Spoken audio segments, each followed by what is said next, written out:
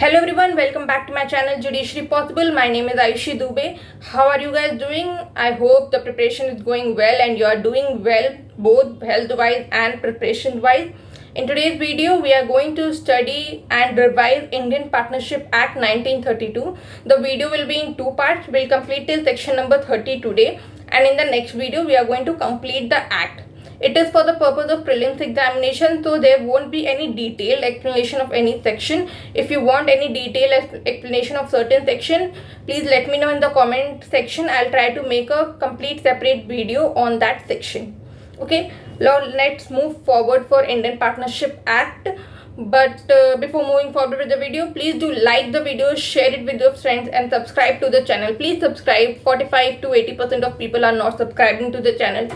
It gives me motivation to bring more such of videos to you, and it's a great feeling if someone is appreciating your work.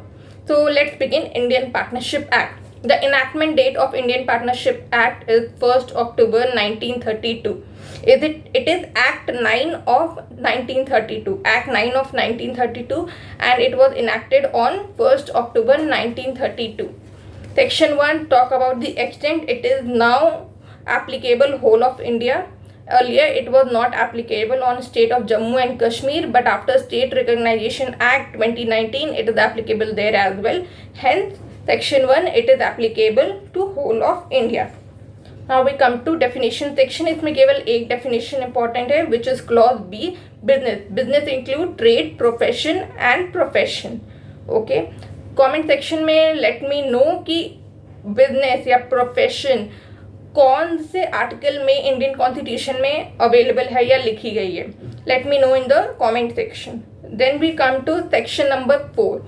Okay, definition partnership की definition clause में नहीं है. It is separately defined under section number 4. उसमें क्या क्या define हुआ है? इसमें डिफाइन हुआ है हमारा partnership, partner, firm and firm name. Okay, now what is partnership? Partnership is an agreement between the person. Okay, it's a relation between the person that they come together to earn profit of a business and to carry it forward together. Okay, partnership क्या हो गया? There is a real relationship between them. They come together. Relationship मतलब वो mummy papa भाई बहन वाला नहीं. They come together, two human being, two people together to earn a profit and to act towards it. Okay, that is partnership. The persons who are coming together are called partners. They are collectively known as firm, and firm name is the partner which gives a name to the partnership is called firm name. I hope it is clear. Now we come to section number 5. Section number 5 says, and it is an important section, that partnership is created not by status. Okay, इसका मतलब क्या है कि partnership जब भी आता है in force, then it is created by contract which can be either oral or written. Okay, it is not created by status. Status में इंक्लूड होते हैं दो जन. एक है Hindu undivided family and second is Buddhist Burmese Buddhist family. तो ये दोनों स्टेटस से क्रिएट होते हैं. Hence they are not part of partnership act. If the parties have to come under Indian partnership act, they have to come through an contract. Okay, which can be both oral or written. Now we come to section number 6, which is mode of determining the existence of partnership. अभी ये हमें कैसे पता चलेगा कि ये जो group of person है ये फर्म है या जो पार्टनर्स हैं ये पार्टनर्स हैं? एक ही तरीका है. There need to be a real relation between the partners. Okay, there must be a mutual agency. Remember the word. There must be a mutual agency between the partner. Okay, explanation 1 is important. That sharing of profit by holding a common interest in the property does not make it a partnership. मतलब कि एक property है मेरी और x की, हमने कहा कि चलो इसको रेंट पे उठा देते हैं और इस जो रेंट आता है ये हमारा पार्टनरशिप हो गया और इसको हम इक्वली या एज पर द कैपिटल हम उसको डिवाइड कर लेंगे. तो ये पार्टनरशिप नहीं है. म्यूचुअल एजेंसी मतलब there must be certain act, कुछ काम होना चाहिए. केवल एक प्रॉपर्टी खड़ी है उसमें से रेंट आ रहा है, उसको हम पार्टनरशिप में इंक्लूड नहीं करेंगे. This is explanation 1. Explanation 2 important है कि persons who are getting profit और any what you say remuneration does not make them a partner. तो इसमें कौन से लोग हैं जो पार्टनर नहीं बनते हैं although they are getting profit or they are getting remuneration? The first one is lender of money, ठीक है। Second one is servant or agent who receive remuneration. Third is widow or child of a deceased partner who receives an annuity. The fourth one is a previous owner or part owner of business as a consideration for the sale of goodwill। हमने उसको goodwill बेची, इसका मतलब ये नहीं कि he becomes a partner। So these four people are not partner even though they receive certain kind of consideration from the partnership firm। Okay कौन कौन है? Lender of money, servant or agent, widow or child of the deceased partner and previous owner or part owner to whom there is a sale of goodwill. okay, then section number 7 again important with respect to your prelims part, that partnership at will। Partnership at will, what does it mean? Section number 7 states partnership at will। Partnership at will means that a contract is made between, there is no provision in the contract which is made by the partner as to when the contract will get over। It will be at the will of the partner। जब उसका मन करे वो contract खत्म कर सकता है या वो पार्टनरशिप से हट सकता है। उसी का ऑपोजिट है सेक्शन 8 में particular partnership, which mean they are for some particular adventure और पर्टिकुलर अंडरटेकिंग या एक स्पेसिफिक पर्पस के लिए है। जैसे कि आईपीएल ने रेडबुल के साथ पार्टनरशिप किया कि पूरे आईपीएल में हम आपके साथ आपसे ही रेडबुल लेंगे, तो ये क्या हुआ, पावर ड्रिंक लेंगे, तो ये एक स्पेसिफिक पीरियड के लिए पार्टनरशिप हुई है इनकी। Okay, it just an example, आप इसको एग्जाम्पल की तरह ही लेना। आई डोंट नो वो हुआ है नहीं हुआ है, that is none of our concern. Then we come to chapter number 3 which is relation of partner to one another. Section number 9 is it important, general duties of partner. Partner की basic duty क्या है कि they have to act in the advantage of the firm. उनको अपने लिए नहीं काम करना है, उनको फर्म के लिए काम करना है, फर्म के ग्रेटेस्ट एडवांटेज के लिए काम करना है। इसका एक एग्जाम्पल ये है कि there is an A who is a partner in a firm. Okay, उसने वो जो फर्म है वो शुगर से डील करती है, तो ए ने एक एक्स डीलर से शुगर खरीदा कम रेट में और उसने ज़्यादा रेट पे अपने फर्म को बेचा, और जो उसका डिफरेंस था वो प्रॉफिट उसने अपने पास रख लिया क्योंकि उसने ज़्यादा में बेचा और कम में खरीदा था। तो he is not acting at the advantage for the firm and he will be liable to return the loss which the firm has faced. Okay, तो हेंस जो जनरल ड्यूटीज है पार्टनर्स की कि they have to work for the greatest common advantage of the partnership firm, they have to be faithful, they have to render true accounts, they have to give full information। कोई चीज़ें अपने पास रख के आधी चीज़ें बताना नहीं है आपको, you have to be faithful basically। okay, then we come to section 10, duty to indemnify for loss caused by fraud। every partner shall be liable to indemnify the firm। अगर कुछ लॉस होता है फर्म को तो हर partner, जैसे कि unlimited liability होती है उनकी, तो every partner will be liable to indemnify the loss which is caused by fraud in the conduct of the business of the firm. ठीक है, फ्रॉड कुछ होता है तो पार्टनर्स फर्म को इंडेमनीफाई करते हैं, क्योंकि जो एक्चुअल फ्रॉड हुआ था या जिसके साथ फ्रॉड हुआ होता है फर्म उसको इंडेमनीफाई कर रहा होता है, तो फर्म को कौन करेगा, पार्टनर करेगा। I hope you get it. Then we come to section number 12, the conduct of the business. Okay, ये इंडिविजुअल कंडक्ट की बात कर रहा है सेक्शन नंबर 12। लिस्ट दी गई है, you have to read it, that every partner has the right to conduct to take part in the conduct of the business of the firm. Every person have to diligently follow and perform his duty.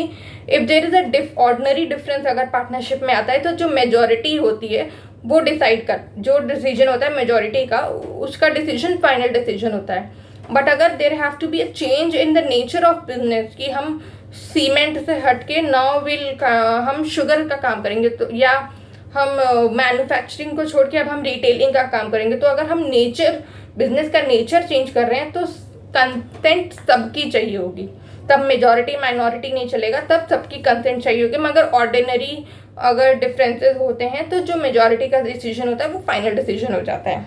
Okay, then every partner have a right to access and inspect books of the firm।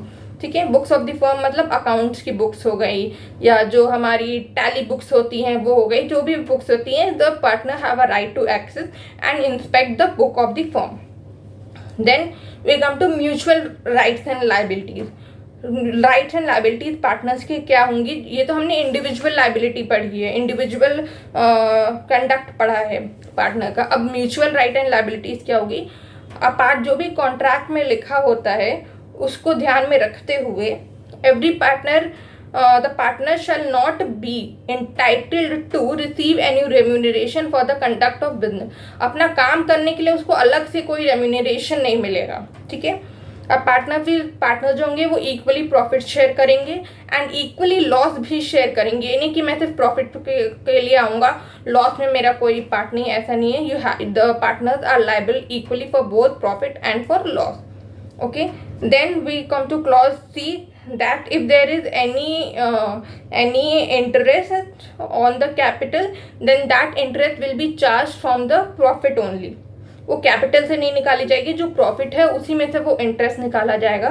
D में है कि वो जो interest होगा, जो payment होगा या जो अमाउंट एक्स्ट्रा हमें मिलता है वो 6% इंटरेस्ट रेट लगेगा, ठीक है।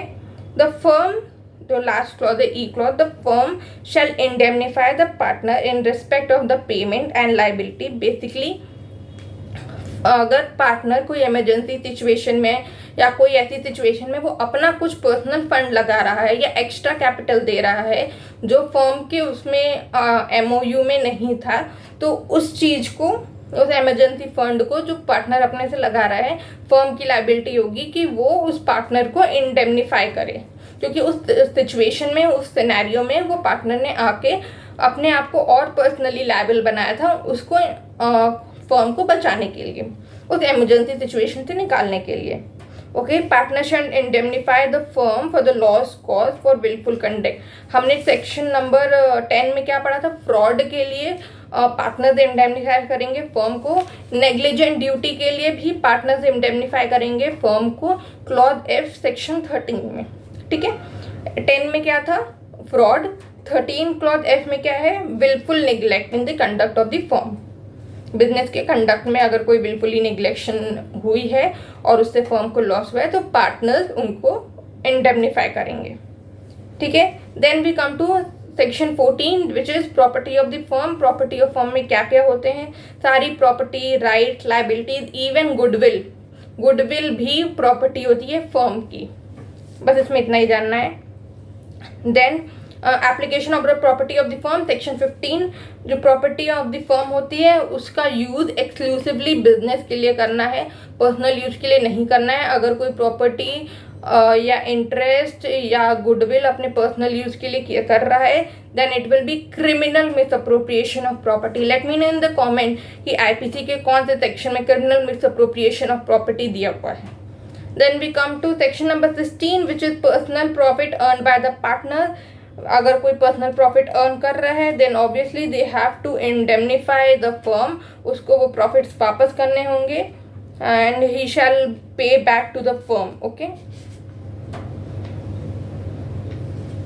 एंड अगर वो किसी सिमिलर कंपीटिंग फर्म के साथ भी मिलके काम कर रहा है तो वो जो प्रॉफिट उसने अर्न किया और जो लॉस फर्म ने उसकी वजह से झेला है that also that partner will be liable to pay. This is given under section 16 which is personal profit earn by the partners, okay. Right and duties of partnership. Partners की right and duties क्या होती हैं, 3 scenario में दिया गया है। After the change in the firm, after expiry of the term of the firm, when additional undertaking are carried out। इन तीनों scenario में जो राइट एंड लाइबिलिटीज पहले रहती हैं किसी भी चेंज के बाद, या हमने कोई एडिशनल ड्यूटी ले ली या फर्म का जो टर्म था वो एक्सपायरी हो गया मगर हम फिर भी कंटिन्यू कर रहे हैं, तो जो पहले हमारी right and liabilities and duties थी वो सेम रहेंगी, same right liabilities and duty रहेंगी even after before expiry or after expiry of the term same रहेगी, before change after change same रहेगी। एडिशनल अंडरटेकिंग या कोई एडिशनल काम लेने से पहले जो राइट ड्यूटीज लाइबिलिटीज थी सेम फैशन में same right and duties liabilities रहेंगी, ठीक है। Now we come to section 4 which is relation of partner to third party. Section 18 partner as the agent of the firm. Simple, उसमें कुछ explain करने की जरूरत नहीं है। Then we come to section 90, implied authority of partner as an agent of firm. Partner जो होता है वो एज एन एजेंट काम करता है और उसकी जो भी इम्प्लाइड ड्यूटीज होती हैं वो करता है, पर क्लॉज 2 इम्पॉर्टेंट है सेक्शन 90 इसका कि क्या क्या नहीं कर सकता है as an implied agent of the partnership firm. Partner क्या नहीं कर सकता है? He cannot settle or submit a dispute of partnership in arbitration. He cannot open an account on behalf of the firm. He cannot compromise or relinquish any claim or portion of claim. He cannot withdraw or suit or proceeding on behalf of the firm. He cannot admit any liability of suit or proceeding on behalf of the firm or against the firm. He cannot acquire any immovable property on behalf of the firm. He cannot transfer the property belonging of the firm. He cannot enter into any partnership of the firm. ठीक है, ये duties हैं वो perform नहीं कर सकता. ये negative है, ये रेस्ट्रिक्शंस हैं. ठीक है, ये एम्प्लाइड अथॉरिटी ऑफ पार्टनरशिप में ये पावर्स नहीं आते हैं क्योंकि इसमें सबकी कंसेंट की जरूरत होती है. फिर we come to section number 21, partners authority in case of emergency. जो ऑर्डिनरी प्रूडेंस से एक आदमी काम करेगा, इमरजेंसी में अगर उस ऑर्डिनरी प्रूडेंस के अंदर अपनी जो लाइबिलिटी है वो इंक्रीज करनी पड़े या राइट इंक्रीज करना पड़े तो इट इज़ अलाउड. सेक्शन 21 में remember the word emergency.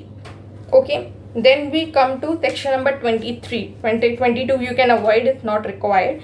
Section 23, effect of admission by a partner. Okay, partner, if an admission or representation is made by a partner, it shall be used as an evidence against the firm. अगर partner कोई admission करता है या confession करता है तो it can be use as an evidence की तरह वो यूज किया जा सकता है इंडियन पार्टनरशिप एक्ट के फर्म है फर्म के अगेंस्ट. अच्छा, इंडियन पार्टनरशिप एक्ट में एक सेक्शन है जो रूल ऑफ एविडेंस के बारे में बोलता है. लेट मी नो कि rule of evidence Indian partnership act के कौन से सेक्शन में है. इतना मैं बता देती हूँ, सेक्शन 30 तक तो नहीं है, सेक्शन 30 के बाद के है, लास्ट के सेक्शन में है. Let me know in the comment कि कौन से सेक्शन में है. Okay, then we come to section 28, holding out, doctrine of holding out. Very important section. सबको पता होगा होल्डिंग आउट क्या होता है. बेसिकली जो थर्ड पार्टी होता है, अगर ही अलाउज हिमसेल्फ और वो although he is not a partner but वो रिप्रेजेंट कर रहा होता है पार्टनर को, या उसकी बातों से किसी थर्ड पार्टी को लगता है या किसी क्रेडिटर को लगता है कि अच्छा ये पार्टनर है फर्म का, और ही टेक्स जो क्रेडिटर है ही टेक्स सर्टेन एक्शन, उसकी वजह से वो कोई डिसीजन लेता है या फर्म के साथ काम करता है. In that scenario although that the third party is not a partner of the firm, but still he will be liable as a partner because the other person thinks him as a partner and he did do anything to refute that thinking. ठीक है, तो basically कि मान लो मैं अपने आप को बोलती अरे वो फर्म ऐसा है और उसकी वजह से तीसरे को लगता है कि मैं पार्टनर हूँ उस फर्म की, और मेरे बोलने की वजह से वो उसने कुछ एक्शन ले लिया, उसकी वजह से उसको कुछ लॉस हो गया, तो I will be liable and responsible to that person. ठीक है, उसके लॉस के लिए. तो this is what is doctrine of holding out. Then we come to section 30 which is minor. ये बहुत इंपॉर्टेंट है कि माइनर में admitted as a partnership in the partnership firm as a partner. तो minor is not admitted as a partner but he is admitted only for the profit. ठीक है, clause 1 में यही बोलता है. सब लोगों की कंसेंट लेने के बाद जो माइनर होता है he can be entered into partnership firm only for the purpose of profit. ठीक है, बेनिफिट ऑफ पार्टनरशिप के लिए. The minor has a right to share of the such property and profit of the firm, and he also has the right to access and inspect any account of the firm. जैसे partner को right होता है कि वो कोई भी account और books access कर सकता है, इंस्पेक्ट कर सकता है, similarly minor also has the right to inspect the accounts or the books of the firm. Okay, then minor share will be liable if any कोई लॉस होता है तो minor personally won't be liable but minor share will be responsible for the loss. Okay, minor can not demand for profit. Partnership जो partners होते हैं वो जब profit होता है तो उसको प्रॉफिट देते हैं, पर minor can not go and demand for profit. अब जब वो माइनर मेजर होता है तो क्या सिनेरियो होता है, माइनर इन केस मेजर हो जाता है तो within 6 months he have to give a public notice whether he accept the partnership in the partner and become partner, or whether he does not want to become a partner. If he accept the partnership firms and he want to become a partner, then his right and liabilities as a minor will continue up to the date on which he becomes the partner, and he shall also be personally be liable to the third parties of the for the act of the firm since he has तो minor जब major हो जाता है तब वो जो है अब थर्ड पार्टी के लिए लाइबल होना शुरू हो जाता है from the date of minor, जिस दिन से वो माइनर होता है उस दिन से। He shall also be responsible in the property and profit of the share of the company, जो वो माइनर से इंटाइटल था सेम वे अब वो प्रॉपर्टी और प्रॉफिट के लिए भी इंटाइटल होगा, पर अब वो लॉस के लिए भी इंटाइटल होगा। In case he does not want to become a partner, अगर वो इलेक्ट करता है कि मैं पार्टनर नहीं बनूंगा, देन जिस दिन वो पब्लिक नोटिस देता है उस दिन के बाद से he shall not be liable for any act of the partnership firm, उसको he shall not be liable for any act of the firm done after the notice. Okay, then he can also sue the partner for the profit or the property which has been given to him when he was minor. Also अगर 6 months के अंदर ही does not give public notice and वो बोलता है कि मेरे को तो पता ही नहीं था कि मैं पार्टनर था, then burden of proving that he did not know was upon him. वो बंदा है जो माइनर था वही बताएगा कि मुझे नहीं पता था कि whether I am a partner in the partnership firm, पर ये जो टर्म होगा ये शुरू होगा after expiry of 6 months। After expiry of 6 months वो अगर उसको पता चलता है अरे I was a partner, now I have become a I was a minor partner but now I have become a full-fledged partner, उसको नॉलेज नहीं थी इस बात की, तो वो नॉलेज प्रूव वो नहीं पता था ये प्रूव करेगा माइनर, और फिर वो उस बात की आफ्टर 6 months जब एक्सपायरी हो उस बात की जब उसको नॉलेज होता है तो फिर वो उसको पब्लिक नोटिस देनी पड़ती है। Okay, I hope it is clear to you. We have done till section number 60. In the next video, we are going to complete our Indian Partnership Act. I hope the video is helpful, and if you think you like the video, please do like the video, subscribe to the channel and share it with your friend. Thank you so much.